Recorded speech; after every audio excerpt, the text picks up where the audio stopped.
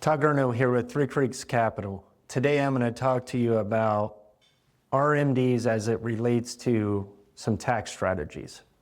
So when we are working with clients, one of the things we know is that when they turn age 73, they are required to take a minimum distribution from their pre-tax IRAs for whatever it may be, okay?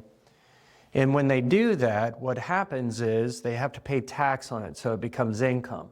And it impacts a couple things. One is their tax bracket, and two is their Med B premium, and possibly thrown into a higher IRMAA bracket. So we're always real careful here.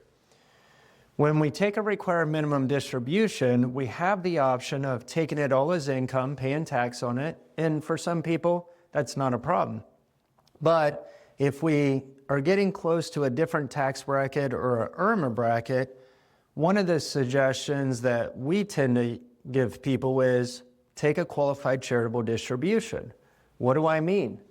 You could take a look at some of our other videos where I talk very specifically about a QCD, but this is the ability to defer some of that RMD as income and give it to a qualified charity, okay? Think of like a 501c3 kind of nonprofit organization that's considered a charity by the IRS standard. That's really important.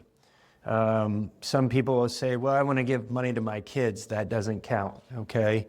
So it has to be a qualified charity. One of the things that I want you to think about is that helps reduce your income when it comes to that RMD, but what you really need to do is pre-plan those RMDs.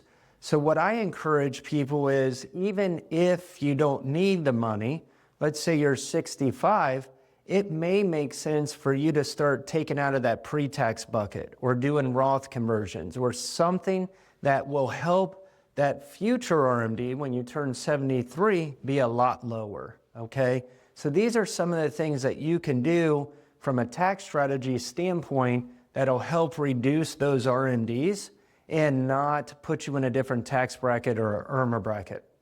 This involves a lot of tax planning strategies. If you're unsure of your tax planning strategies, and I'm not talking tax returns, I mean actual tax planning, give us a call because we focus a lot on tax planning and can help you figure this out. Thank you.